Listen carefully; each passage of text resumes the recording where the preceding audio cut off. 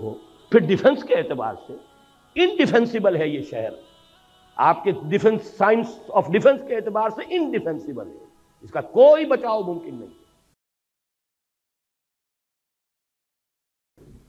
معزز حاضرین اور مہمانان گرامی، میرا یہ خیال ہے کہ اس بات پر وقت صرف کرنے کی ضرورت نہیں ہے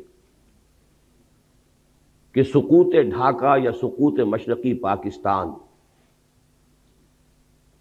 پوری دنیا کی تاریخ کے اعتبار سے بھی اہم واقعات میں سے ہے۔ خاص طور پر امت مسلمہ کو 20ویں صدی عیسوی کے نصف آخر میں اور 14ویں صدی ہجری کے ربع آخر میں جن دو عظیم ترین صدمات سے دوچار ہونا پڑا، ان میں سے ایک سقوط ڈھاکہ ہے۔ پہلا 1967 کی عرب اسرائیل جنگ،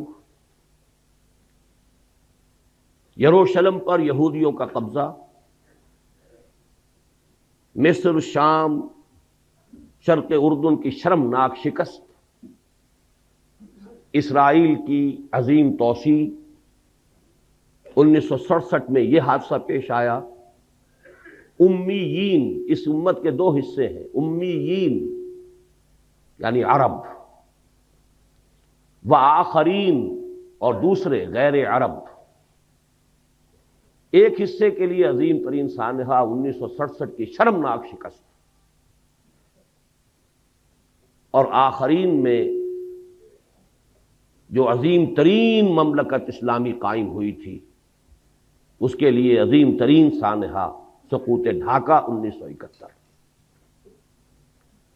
پھر اس میں بھی کوئی شک نہیں کہ جہاں تک پاکستان کی تاریخ کا تعلق ہے، ویسے تو اور بھی حوادث آئے ہیں جن سے ہمیں دوچار ہونا پڑا، لیکن سب سے بڑا حادثہ آج تک بہرحال سقوط مشرقی پاکستان ہے۔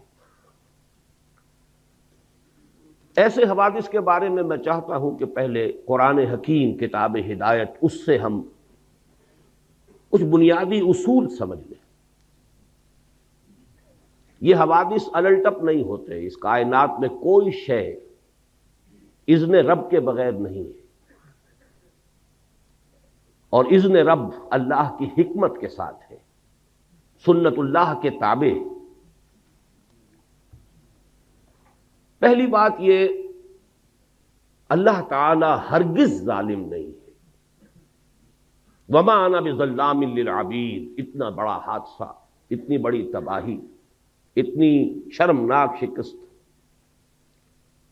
بہرحال اللہ کا ظلم نہیں ہے۔ 5 دفعہ قرآن مجید میں اللہ نے فرمایا ہے وَأَنَّ اللَّهَ لَيْسَ بِظَلَّامٍ لِّلْعَبِيدِ، اللہ تعالیٰ اپنے بندوں کے حق میں ہرگز ظالم نہیں۔ دوسری بات یہ کہ یہ حوادث تمام تر انسانوں کے اپنے کرتوتوں کا نتیجہ ہوتے۔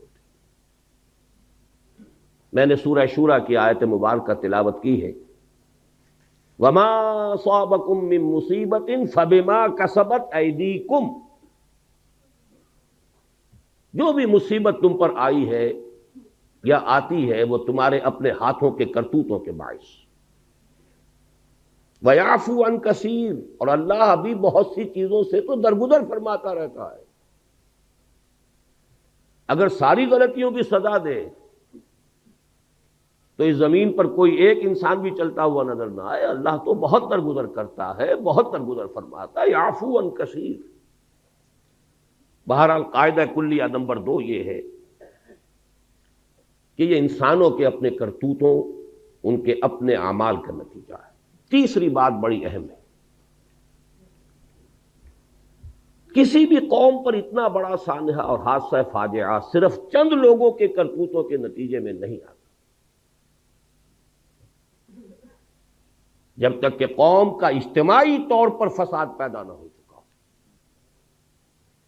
اللہ تعالیٰ کا قانون یہ ہے کہ افراد کی برکتیں تو پھیل سکتی ہیں کہ پوری قوم کے اوپر سائبان بن جائیں۔ جیسے نیکیوں کا قاعدہ ہے کہ 10 گنا سے 700 گنا تک بھی اللہ تعالیٰ اجر دے گا، لیکن گناہ کی سزا بالکل حساب کے مطابق ملتی، زیادہ نہیں ملتی۔ اجر جو ہے بغیر حساب، لیکن سزا مثل ہی، جتنا کچھ کسی نے گناہ کیا اتنی سزا۔ اسی طرح افراد کا فسق ہو، فجور ہو، معصیت ہو، خطائیں ہو، غلطیاں ہوں، جرائم ہو، اگر چند افراد کی